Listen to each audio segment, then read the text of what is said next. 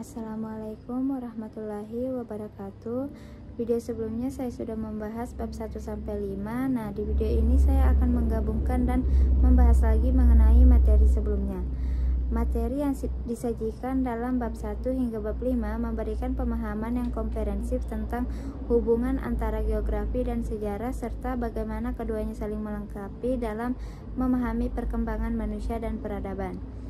Bab 1, Geografi dan Ilmu Sejarah. Bab ini mengawali pembahasan dengan menjelaskan peran penting geografi dalam memahami sejarah. Geografi tidak hanya berkaitan dengan peta atau lokasi, tetapi juga mencakup analisis lingkungan fisik, iklim, dan sumber daya alam yang mempengaruhi perkembangan masyarakat dari waktu ke waktu. Selain itu, bab ini memperkenalkan ilmu sejarah, metode penelitian sejarah, serta pentingnya ilmu bantu seperti arkeologi dan antropologi dalam menganalisis peristiwa sejarah. Secara keseluruhan, bab ini menekankan keterkaitan antara geografi dan sejarah dalam menggambarkan dinamika sosial, budaya, dan politik suatu masyarakat. Bab 2, seputar teori dan pemikiran sejarah.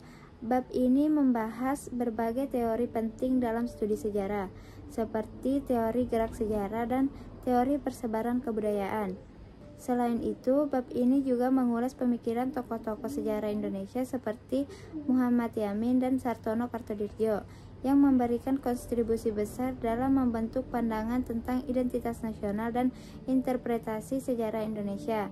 Bab ini mendorong pembaca untuk melihat sejarah sebagai sebuah proses yang dinamis dan terus berkembang, serta mengembangkan sikap kritis dalam menilai narasi sejarah.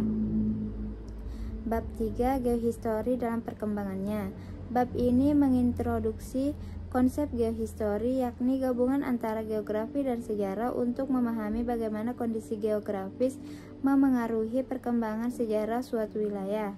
Geohistori mengkaji bagaimana faktor-faktor seperti iklim, topografi, dan sumber daya alam berinteraksi dengan peristiwa sejarah. Di Indonesia misalnya, letak geografis yang strategis dan kondisi alam memberikan dampak besar terhadap perkembangan perdagangan, migrasi, dan politik. Bab ini juga menunjukkan bagaimana geohistori telah berkembang untuk mencakup berbagai aspek sosial, ekonomi, dan politik. Bab 4, Determinisme, Posibilisme, dan Adaptasi. Bab ini membahas 3 pendekatan utama dalam hubungan antara manusia dan lingkungan: determinisme, posibilisme, dan adaptasi. Determinisme menganggap bahwa kondisi alam sepenuhnya menentukan perkembangan manusia.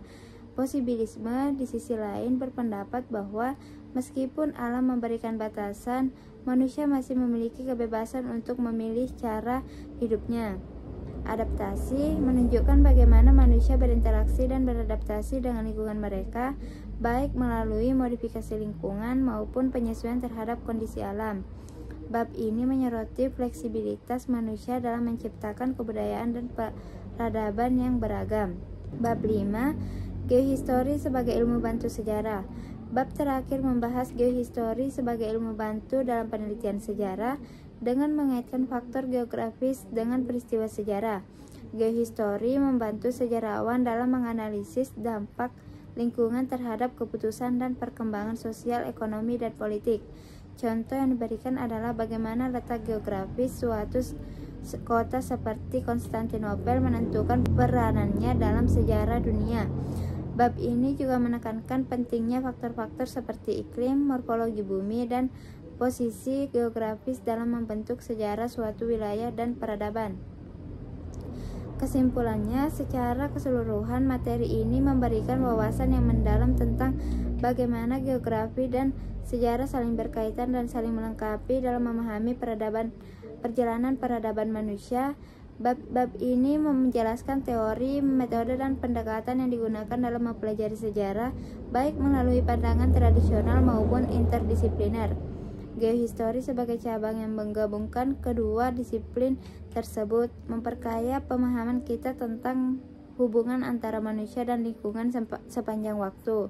Dengan menggunakan pendekatan ini, kita dapat memperoleh pemahaman yang lebih holistik dan mendalam tentang perkembangan masyarakat dan peradaban manusia. Itu saja yang dapat saya sampaikan. Wassalamualaikum warahmatullahi wabarakatuh.